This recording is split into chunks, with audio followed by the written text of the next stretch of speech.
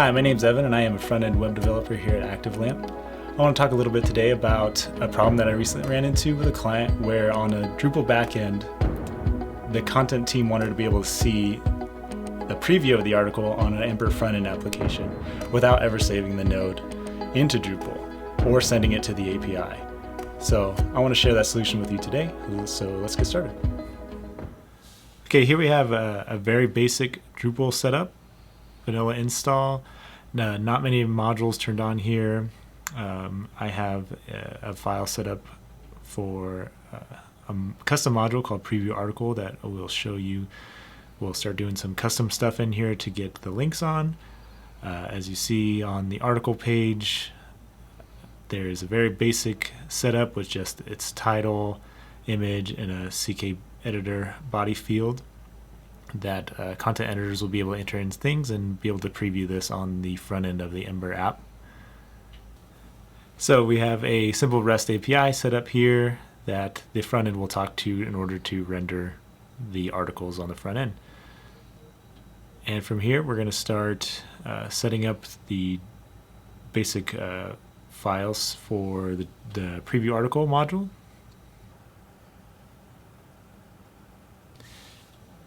And in order to get the link down at the bottom, we're going to do a simple hook form ID alter. So preview article form, node form alter.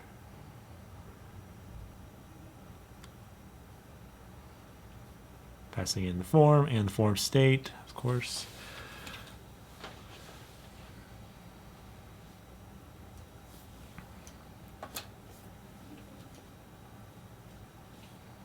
And the form ID. And then we're going to go ahead and attach our JavaScript file that we have already set up, but it's empty right now. We're going to just go ahead and get the path to the module.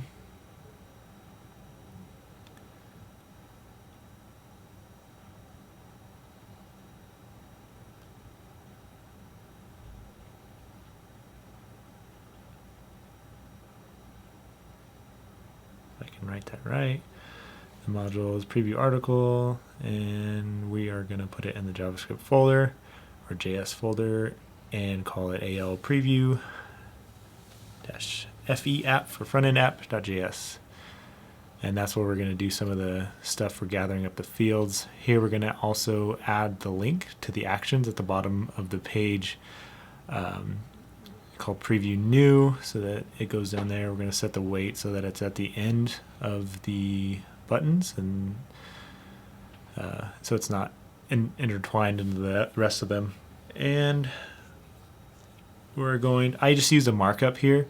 I know you could probably get away with doing a button and then somehow switching it out so that it doesn't actually save the field, but this was a rough draft, so for now we're just using the preview a preview link and being able to, so we can just easily grab that in JavaScript. All right, and now refreshing, it should work. Oh, got to name the function correctly, and it still doesn't show up. What's wrong? Let me see. Oh, the Drupal get path. All right, got that fixed. And now we see the link at the bottom. It says preview on live, and we're ready to start adding. All right, now we have a simple JavaScript file set up. We're going to go ahead and add an init function where everything will start. And we're going to make a function called attach preview, which will basically just handle the link click. And we use the preview new that we passed in. And then on click, we're going to go ahead and we're going to go ahead and do a window.open, and this will actually return a new window, the new window objects, so that we can start doing some sharing the message between the two windows. And we're just going to open it up and set up this URL, or we will set up this route that we will be able to access a preview for. And here we are going to do the message, and we're going to create a function called getMessage. And that's basically going to mimic or send back a mimic of what the front end is going to expect. That's coming from the API. Our get message. And I'm going to go ahead and paste in some code here that I've got set up already. That's going to mimic the back end, or what the front end is expecting from the back end. And this is the JSON object here. It's very basic, just the title, body, author name, and field image for now. I am also using CKEditor, so CKEditor instances will get the data, or .getData actually gets the HTML from the CKEditor. If you're using a different WYSIWYG, you're going to have to obviously change this up and make it your own. And on the new window object, we can now, I had to actually set a timeout for this. Depending on how fast your front-end application is, you might not need this, or you might be able to turn it down considerably. I only set it to a second just for this purpose. I actually had to set it higher when I was doing this on an actual working Ember application. And inside of here, we're going to go ahead and call new window, and then use a function called post message, which will allow us to safely post a message across to the new window that's opening, even though it's across a different URL. So we're going to go ahead and stringify the message, and I put star for the sake of this example. You obviously would want to put the correct target origin there. And now onto the front end app. Here's my article template that I have set up. Really basic, just the title, name, image, and the body at this point.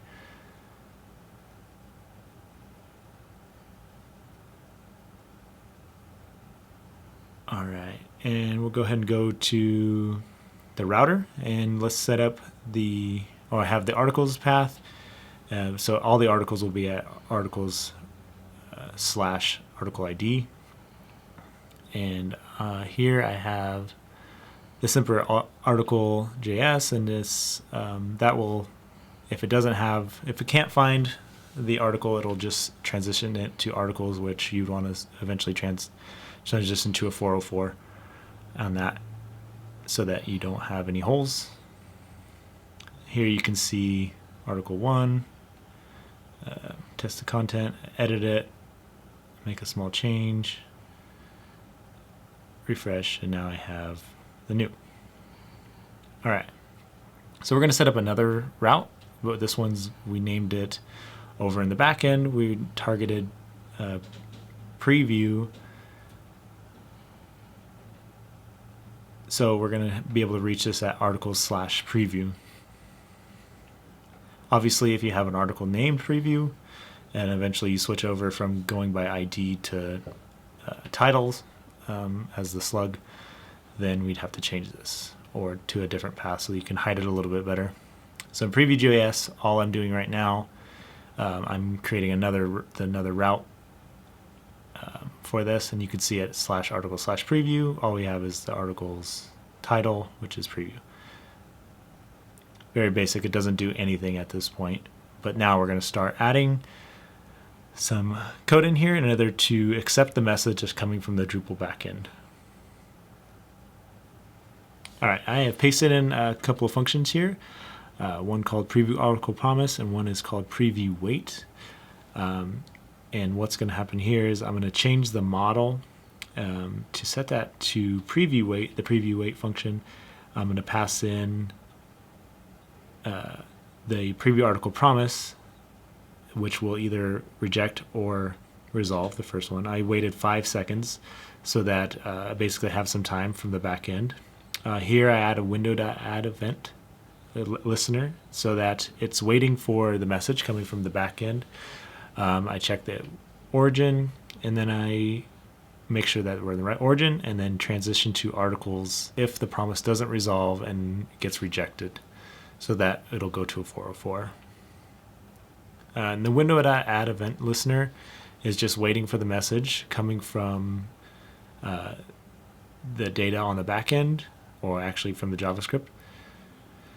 And we parse the data coming from the event and then resolve it. So the preview wait will either reject it after the amount of seconds that go by, or if the first promise is resolved through promise, it'll resolve it and then resolve the preview wait, and then go ahead and render out our preview. Also needed to do, I think I already mentioned this, the render template, make sure that we're reusing the code. And here, oh, and it's broken.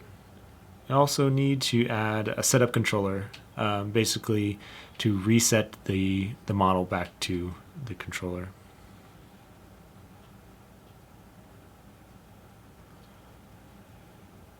And it worked. It sent us to articles, which is nice. All right, testing this now. Let's see what happens. And it's not working. Hold on. Check the console, no errors. Oh, and here's where it went wrong. I had CK editor. Oh, I needed to select CK editor or it was not going to work. All right, and there, loaded up, articles preview, and now we have the test article 1 with all the HTML in there. All right, and all the magic really happens within this preview wait and the preview article promise, just to be able to handle the message from one to the other window. And it really provides a way to just share that data across domains, which is pretty nice. But you also have to think of the other security issues. So let's go ahead and add another article just for example. I'm going to go ahead and paste in some HTML here. I'm going to switch this over to full HTML, paste this, and switch it back to CK editor or it won't open. Obviously you want to cover your other text formats as well, so that doesn't break like mine did. And go and preview on live, and there it is. There's the HTML rendered out on the front end. And there you have it, a way to preview an article on our Ember front-end application without ever saving the node on a Drupal backend.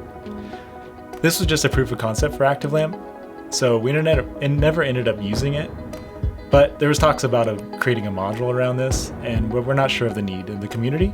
So if there is a need, let us know on Facebook and Twitter.